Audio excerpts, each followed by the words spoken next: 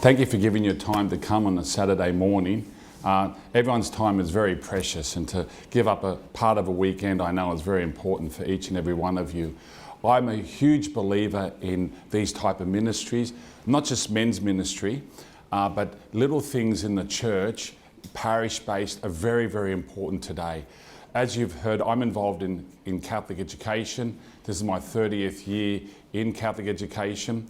When the bishop said, put up your hand if you're a lawyer, I didn't, because I consider myself an ex-lawyer.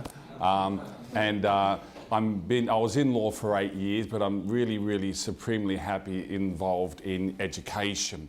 But we need more education. I think the bishop hit the nail on the head when he said that we don't want to keep our faith at the level of children. Yes, a childlike spirituality, but not a childish knowledge of the faith. And most people coming out of our schools or our Catholic institutions, even out of Catholic universities, still have relatively a primary school understanding of the faith. So if this helps you to grow in your knowledge, and grow in your practice, and grow in your love, then all strength to it. I'm here to talk about a topic today about how men can be the real men they're meant to be, and under the banner of Men Rise Up. Now, when I saw the title, I was enthusiastic about the title, but I'm also very cautious about the title. I certainly wouldn't put up those posters where I work, because I work in an industry where 80% of the people involved are females, women. And that's great, that's wonderful. But if I have something called Men Rise Up, it could be very inflammatory. So, so I'm going to give a different definition of what I think Men Rise Up really means. Now, I've been in different jobs in my life within that 30 years of education. I spent half of that time at St Sharples College at Punchbowl, 15 years there, and they are the best years of my life. I actually had one of my ex-students here this morning, very proud to see him, class of 94. Then I did 4 years in university chaplaincy at Sydney University, 4 years director of CCD, which I didn't want to go to, but I'm so glad that I did. It was a glorious time of my life. So that's 15 plus 8, 23. Now I'm in my 7th year at Sydney Catholic Schools Office in evangelisation. In one of those jobs, I once had to sort out a dispute between two of my colleagues, one male, one female, and I came on the side, I decided in favour of the male. Not because he was male, because I just thought that in this particular case, he was right in the dispute. And the other person, thanks very much, she turned on me. And she just started saying, boyo club, you and these other men, you're all part of a boyo club. And I was actually staggered to hear this. It took me by great surprise. In fact, it was rather a shock. And I said to her, look, I'm very happy to admit when I'm wrong, but I'm not going to apologise for being a man. Simple as that. I'll apologise for being wrong, but not apologising for being a man. And she just stood there in silence, in stunned silence. And I just thought, well, that's good, because I was being falsely accused of being sexist and making a decision based simply on the fact that you're female and you're male, and that I came on the side of the male simply because I was a male. So I was being accused of not just being a sexist, but being unjust. And I took great offence at that, and so that's why I said what I said. But sometimes I do think that there is, and I really do think, and I wouldn't be surprised if many of you think, that there's an incessant war against men today in the world. If you feel that, I understand that. And I think it's driven by the popular culture, the media in particular, the music industry, the Hollywood industry, whatever it is, the news media. You know, if you're a male, you're on the back foot. And my beef about that is that, well, look, I'm Catholic. I'm a Christian. I believe in the scriptures. I believe in the teachings of the church. And I know that there's not meant to be a conflict between male and female, between men and women. We're meant to be partners. We're meant to be supporting each other. We're meant to be helping each other get to heaven. So when my natural reaction to this gender conflict, this driven gender war between male and female, men and women, my natural inclination is to conclude that this is really the design of the diabolos, the divider. Diabolos is a Greek word. It means to divide, the divider. And in English, that's another name for the devil. I really think this gender conflict is something driven by the devil. Because it's not God's plan that man and woman be in conflict, be adverse to each other. They are meant to be partners. They are meant to be complementary. They are meant to walk together. And I'll elaborate that more later on. So when I see an advertisement such as this, men rise up, how am I to interpret it? It's certainly not a battle cry against women. By no means whatsoever. In fact, it's a very pro-woman call to action. Because it's really a call for us, for men to be who we are meant to be in God's eyes, in God's plan. We hear so much recently about toxic masculinity. Where there's toxic masculinity, it must be condemned. Some of us, including myself, I presume from time to time, we've dropped the ball a bit when it comes to being men, being husbands, being fathers, and sometimes we haven't lived up to the standard we're meant to be. And when that occurs, yes, we're meant to apologise. We should apologise. We should meditate on what we've done wrong and what we should be. Repent of that and ask for God's grace to be the men we're meant to be. So we oppose toxic masculinity, not with feminism or rabid feminism or radical feminism. We oppose toxic masculinity with authentic masculinity. That's what we have to fight for. That's what we have to proclaim. That's what we have to be. We have to restore in the world and understand and knowledge first, because I think there's a vast ignorance of authentic masculinity. We have to restore a knowledge of that and an understanding of what real manhood is meant to be. And I think it's captured perfectly well by St. Paul in Ephesians chapter 5. And I presume many of you are familiar with what St. Paul says here, but I'm going to read it to you in any case as a foundational text for the rest of what I'm going to say this morning. St. Paul, Ephesians 5, verses 21 onwards. Now he's addressing men and women here initially. Be subject to one another out of reverence for Christ. Other translations would put it mutual submission. Be subject to one another. Wives, be subject to your husbands, as to the Lord. For the husband is the head of the wife, as Christ is the head of the church, his body, and is himself its Saviour. As the church is subject to Christ, so let wives also be subject in everything to their husbands. Husbands, love your wives, as Christ loved the church, and gave himself up for her, that he might sanctify her, having cleansed her by the washing of the water with the word, that he might present the church to himself in splendour, without spot or wrinkle or any such thing, that she might be holy and without blemish. Even so, husbands should love their wives as their own bodies. He who loves his wife loves himself.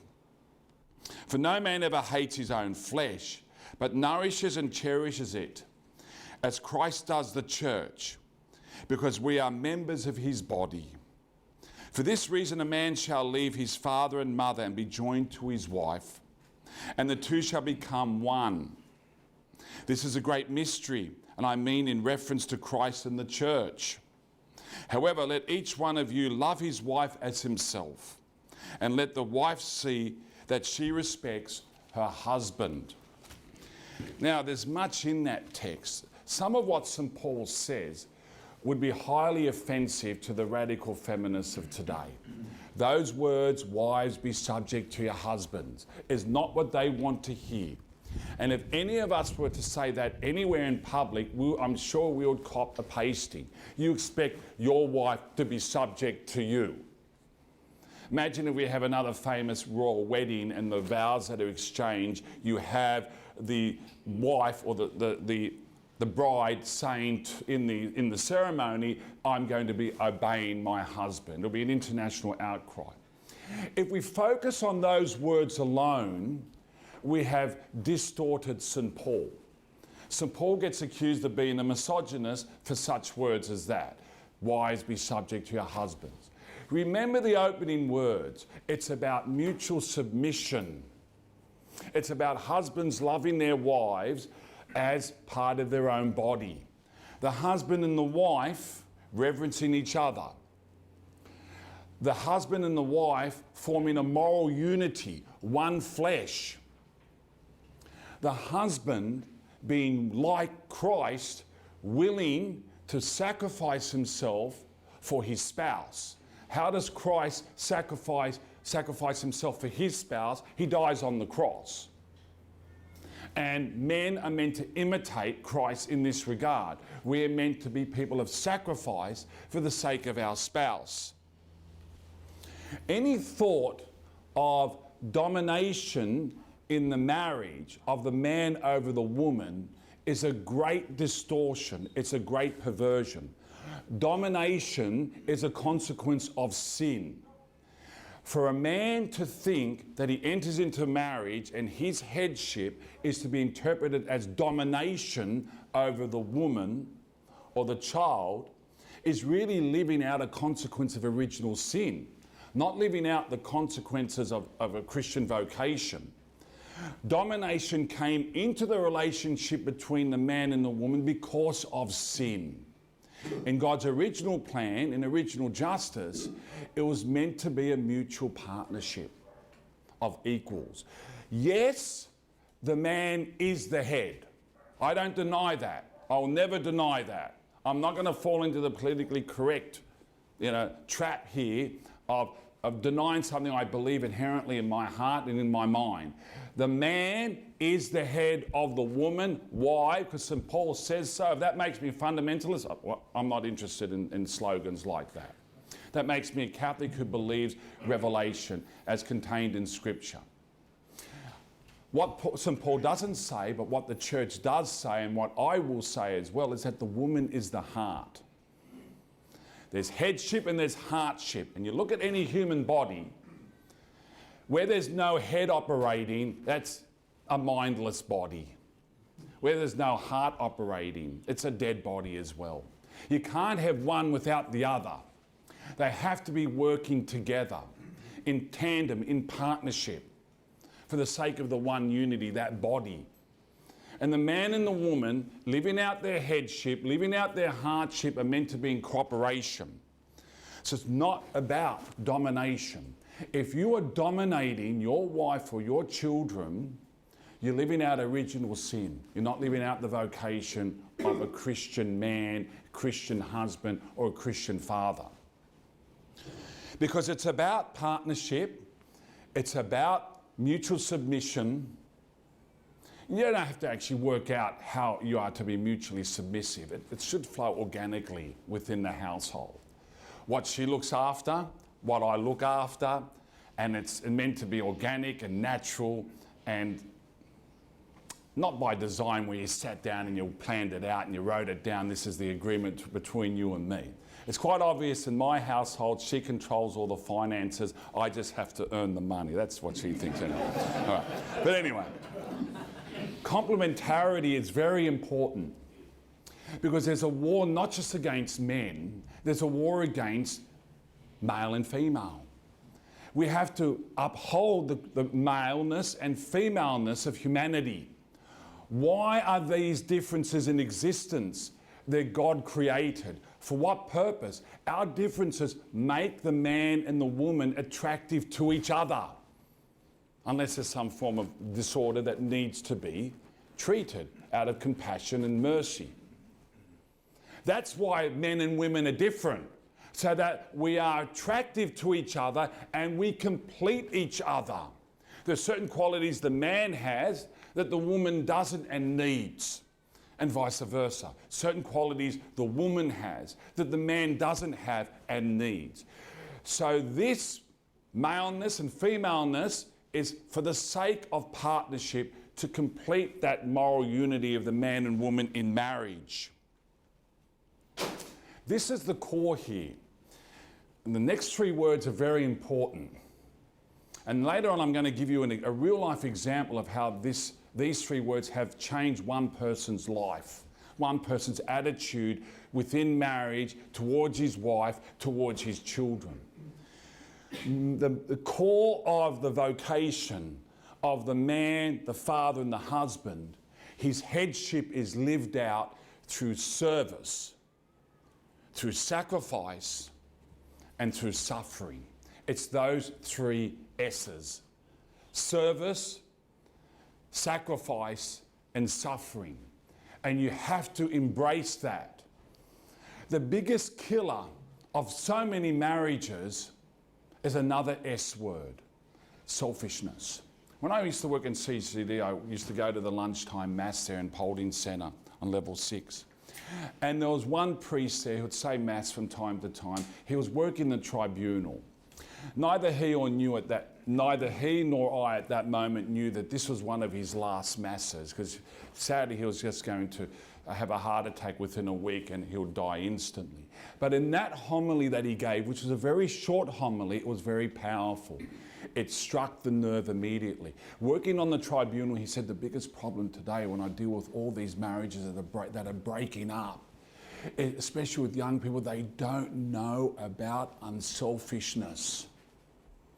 People are raised selfish. They're not taught about self-sacrifice. They go into marriage happy, yes, from the male perspective, for example, I met this stunning girl. She's gorgeous, long blonde hair, she's super attractive, and she's so fun, we're so happy being together. She's really funny, and we just click so well, etc., etc. And people enter marriage on that basis, in the zone of eros only, with their love. And the eros is legitimate. It's not what we mean in the modern sense of erotic, pornography, etc. That's another distortion. Eros, erotic love, is valid, it's authentic, but it's meant to be in the context of a marriage between a man and a woman. That's another problem. It's everywhere outside of that today in our culture. But if your love just stays at that level, then it's going to fade. Because we all know, eventually, after a while, those two people who are just so much in love with each other, because they find each other so attractive and they enjoy being with each other physically in the sexual union, which is all good, all right, all proper, eventually, that fades. That's not the foundation for a marriage that's meant to continue beyond 18 months, to 18 years, to 36 years, to even 60 years plus. It has to rise through God's grace to the next level of love that the Greeks understood. And that's agape love, a sacrificial love. That's, those slogans today, love is love. That's so ignorant. That's so false. The different types of love, and agape love is the highest form of love that a human could live out. It's the love of the other for their sake. You are living for the other.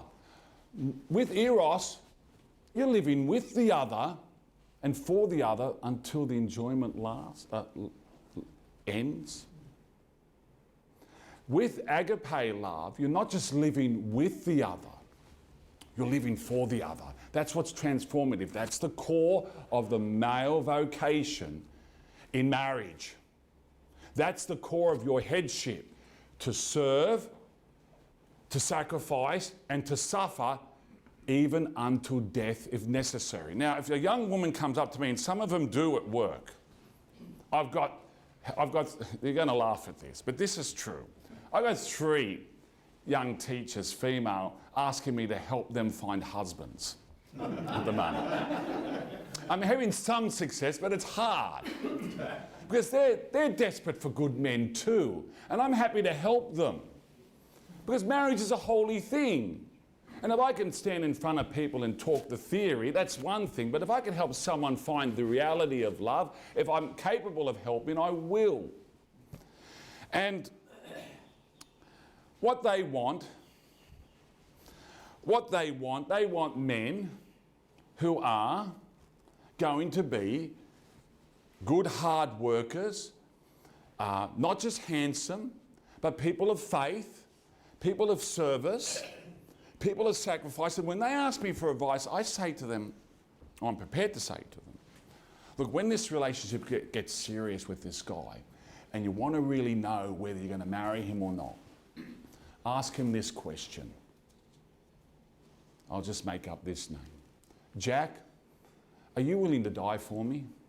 That's a hardcore question. Wow, hardcore question. And if he answers no, then walk away.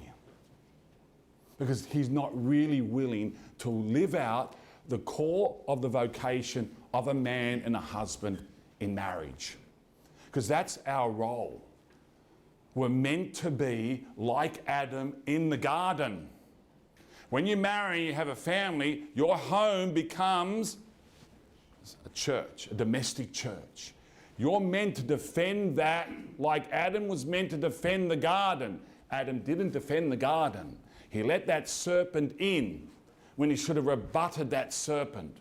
You're meant to, in your manhood, in your physical strength, to defend your garden.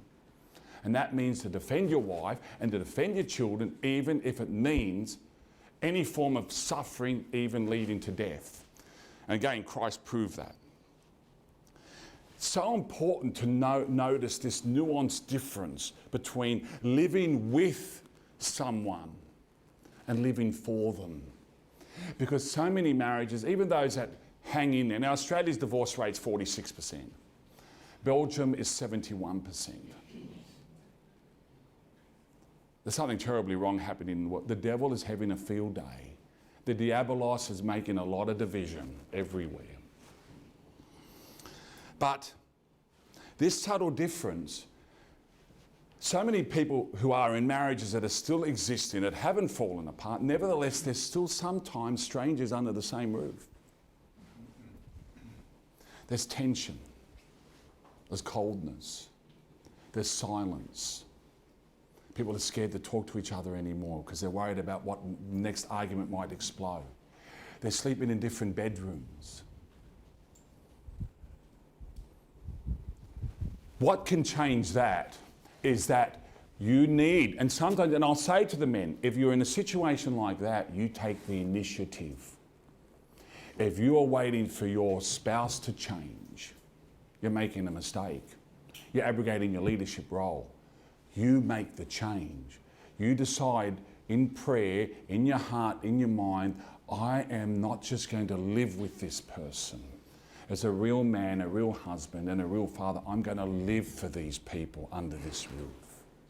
That's the beginning of a substantial change. It's nuanced, not live with, but live for. If you can change your attitude, if you've got that tension, you will see a change. And you will see a change in your wife. And I'm leading up to my examples very soon enough. As a man, as a husband and a father, yes, we're all called to be saints, and you've probably heard that a lot of times, and you probably think that's the usual cliche, and he has to say that because that's what the church teaches. But how deep are we willing to dig to actually live that out? Because you're the head of your domestic church, and you must be the first teacher. Now, I'm in education, and we always say this, that the parents are the first educators of the children. Yes, they are. And we tell parents they are. And parents say, yes, we are. But you must be that exemplar in the living out of the commandments, in living out of justice and integrity. Young people are very, very incisive. They can see a fraud through and through. If you ever teach in high school and you're teaching those 14 and 15-year-olds, they'll work you out very quickly if you're authentic or not. Your children will work you out very quickly if you're authentic or not. In your headship role as an educator of your children and of your spouse, you have to live out that integrity. What does that mean? Never lying. Never using bad language. Always being honest in your business dealings. I said this to a group of ex-students last December, paying all your taxes honestly. Now, these are Lebanese students. Class of 98, we had a 20-year reunion. And some of them have been very, very successful in life. They've got big businesses, they employ 80 plus people or whatever. And I was just talking there, we're having a lot of fun. And I said, guys, you know, that's great, you're really successful in business. And I could get away with saying this. I hope you're honest in your business. Yeah, we're honest, Mr. Haddad, yeah. I hope you're always paying your taxes. If you pay your taxes, I know it hurts, but you know, God will bless you if you're honest. And you know, Jesus said, give unto Caesar that which is Caesar's. And one of the ex-students said, but Mr. Haddad, Caesar's dead. You can't pay him anything anymore, right? You know, so if Caesar's not alive anymore, who are we going to pay? And so that was his biblical interpretation to try and wiggle his way out of it. But anyway, practice, okay.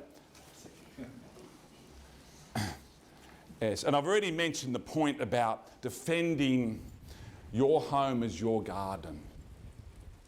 You see, especially with the young men here who might not yet be married, might not yet have children, or are about to be married or starting to have young children, you have to watch what they're watching. You can't be negligent here. This is part of our role. The snake got into the garden. How's the snake going to get into your garden? Through the radio or through the television or through the Netflix or through the internet or through the magazines that come into the home. Now, you have to, physically defend the boundaries of your garden, but there comes a time where that will be quite difficult, especially when your children are independent, they're 14, they're 15-year-olds, and they're doing their own thing on their Snapchats and their Instagrams and all that. So you have to subtly move from physically defending your garden to educating your children to understand why you don't like that or you like that, or you admit that and you won't admit that, so they can then self-regulate. So that you're not always like that fanatical neurotic who's just watching over their shoulders all the time. But your role is to educate them so they can self-regulate in the future. So that when they're on the computer in their bedroom doing their studies, but then they get distracted and they have a look at something at the internet, you're confident that they're self-regulating and they're looking at something right. Okay, and then you might find an excuse to go into the room and just look over the shoulder and, oh good, okay, they're looking at something okay. But that is your responsibility. It's part of your headship. Now, I just want to relate a real life example of someone without mentioning names.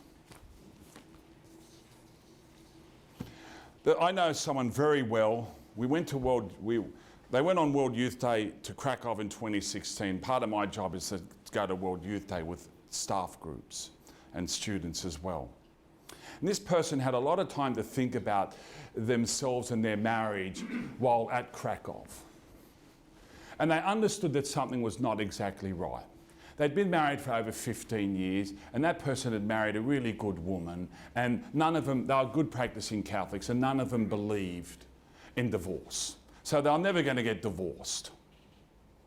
But there was years of that tension, those little micro arguments, sometimes bigger arguments, sometimes shouting matches, sometimes name calling, sometimes I hate you, sometimes I don't know why I married you. But they're still going to stay married. And this fellow was contemplating on why is this happening?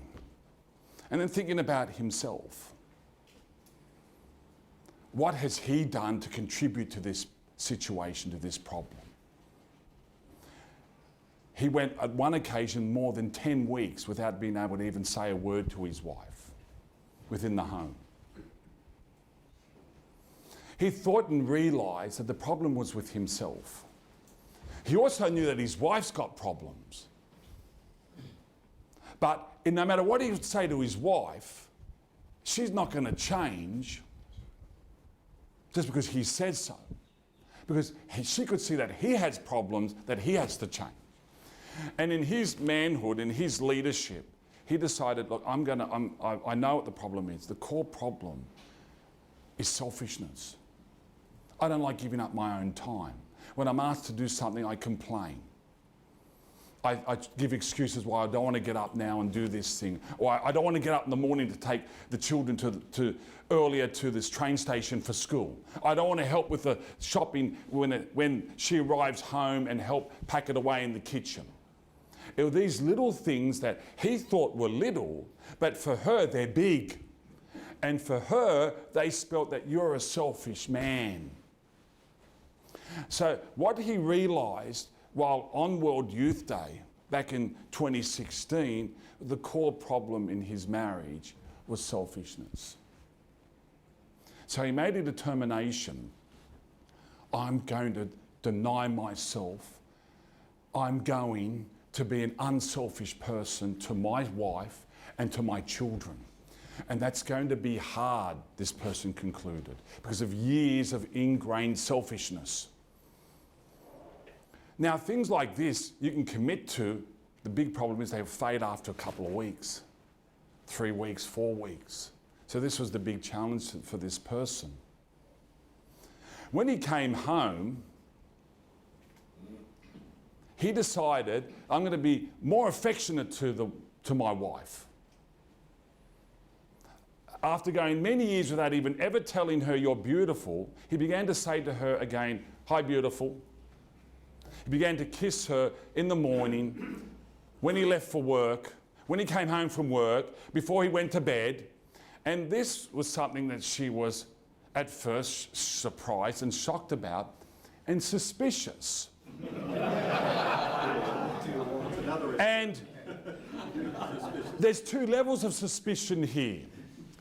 The first level of suspicion, normally for women when they see their husbands change suddenly and in a really positive way, is that, oh, you were overseas for a few weeks. What did you do? You committed adultery with someone and you're feeling guilty about it, and this is how you're trying to make up for it. That's the first level of suspicion. When that barrier was broken through, the next level, which is not that serious, is that you're only doing this because you want to have more sex. That's all it is. It's really your unselfishness is really another expression of selfishness to get your own pleasure. And I don't think this is going to last anyway.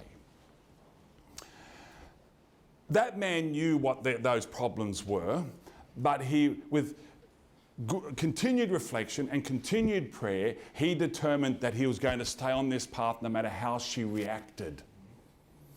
She was telling him, look, you're strange, you're going over the top, this is too much, why don't you stop, this is embarrassing, right?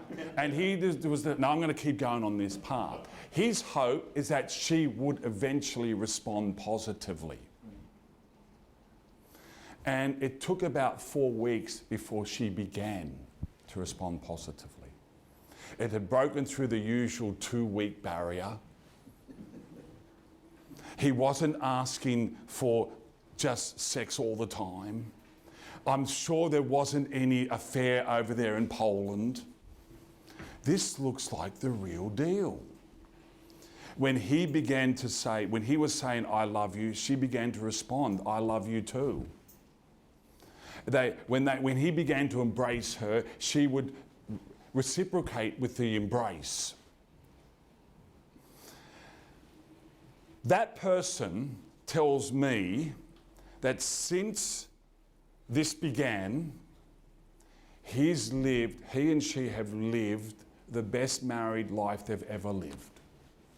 Their marriage now is in their 19th, nearly 20th. They've known each other now for 20 years. And they are saying that their married lives have never been better. Even those early days of the honeymoon, etc., before there was any children, it's better because it's deeper than then. Because he and she have begun their marriage walking the path of mutual submission, of unselfishness, of mutual service, of mutual sacrifice. Not looking at the other as someone I'm living with, but as someone I'm living for. It revolutionized their marriage and restored, well, raised it to the level it was always meant to be. I noticed the time, got about 10 minutes. I want to mention about a document that came out, a pastoral exhortation from a bishop in America in 2015. Some of you might be familiar with this document and the bishop. It's called Into the Breach by Bishop Thomas Olmsted, Bishop of Phoenix, Arizona. It's a gigantic breath of fresh air directed to men on this very topic, what men really should be in their calling. As men, whether married or not, as men who are married, as men who have children. It's quite revolutionary, and it's one of those lone voices today. And it is a call to men to rise up, but enter the breach. What's the breach? The church is collapsing in the United States. In 1970, there were 48 million Catholics in the United States and over 400,000 marriages that year. In 2017, there's over 75 million Catholics, in brackets, plus 30 million apostasies of people who've left the Catholic Church. Out of 75 million, there's only 146,000 marriages in the Catholic Church in 2017. Marriage is collapsing, not just in the United States, but in the Western world. This is the breach this bishop is talking about, the moral breach. Men have to rise up. Like any battle, the wall is broken, the enemy's pouring through. We have to enter the breach. We have to take out our spiritual swords. We have to fill that hole. We have to fight that battle. This is what he called men to do, to fight this battle. Everything I'm about to say is nothing new. Bishop Olmsted doesn't give us any new teaching. He just dusts off or digs up the buried teaching that has been largely forgotten by many who are afraid to be men in public anymore. The man has to be a person of faith. The man has to pray every day and preferably even be seen praying even on their knees in front of their children. Normalise prayer in the home. You pray with your wife, even if it's one short prayer. You pray with your kids, even if it's just before they go to sleep, because that's the glue that's keeping the bricks together. You as a man have Christ not just as your Lord, not just as your Saviour. That's great if you got that, by the way, because so many people don't. But as your friend that you talk to whatever you're doing. When you're going to the car, when you're driving to work, when you're laying those bricks in the workplace, when you're doing the most mundane tasks, you just say those short prayers to Jesus as a friend. You're a person of fasting, abstinence, because when your spirit controls your body, you're more in a position to be faithful in marriage physically to your spouse. A person who examines their conscience on a daily basis, because that's what a good spirituality is meant to do. Reflecting in silence, you and God, what was my day like today? The things that went well, the things that didn't go so well, and why? Regular Mass, at least once a week. If you go more than once a week, that's great. Some of you might go every day, phenomenal. Keeping the Sabbath, meaning the Sunday public worship and going with your family. Now, my kids don't like going to the Maronite church that I go to. They want to go to St. Jerome's Punch Bowl because they love the priest there. And what have I had to do? Well, I've had to change my schedule to make sure that I'm still going to Mass once a week with my family, because that's how we're meant to go. There's no point them going there and me going somewhere else. Monthly confession. Reading the scriptures from time to time. Not as an academic or as a theologian or trying to memorize proof texts, but for your own spirituality. Take the saints seriously and adopt them as your own patron saints and the patron saints of your family. Engaging in the interior fight against temptation. This is where the battlefield is for men. What are you looking at? What are you staring at? Are you faithful to your wife in your heart, in your mind, with your eyes? And that's an ongoing, everyday battle, which I think St. Francis de Sales says, you know, the human battle against pride and therefore sensuality as well ends about 15 minutes after you die. Okay? He's using hyperbole, but what he's saying, it's a relentless battle. You're never going to reach that age. I'm 55 now. You're never going to reach a certain age where the battle is over. I've won it. No. It's ongoing until, you know, you're pushing daisies up in Rookwood. Okay? And build a friendship with other Catholic men, and voila, we've got it here. If these meetings are happening regularly, that's phenomenal. And if you can't come to every one of them, that's okay. But if you can come to a couple every year and keep this network going, it's desperately needed. We don't realise how fully we need it. And the bishop goes on to say, be confident in this battle, because God will never allow us to be tempted beyond our strength. And not only be confident in the battle, but he says, enjoy the battle. Love the struggle. Love the struggle against your pride. Love the struggle against your sensuality. Love the struggle against your own selfishness. And if you fail, if you fall, you get up again and you recommit again and again and again. And that's what our life is as men, as husbands, as fathers. It's a continuous series of getting up again, restarting again, and apologising again. St. Paul says, fight the good fight to St. Timothy in his first epistle. Put on the armour of God and stand firm against the tactics of the devil, because the devil wants to get into your home and divide it and destroy your marriage and to tear your children away from you. And you have to know that enemy, and you have to fight that enemy, and you want to enjoy fighting that enemy. Okay? And when we fight this battle, and if we gain mastery over ourselves, over our pride, over our sensuality, over our selfishness, that's when we become the real men, husbands and fathers we are meant to be. That's when we have risen up.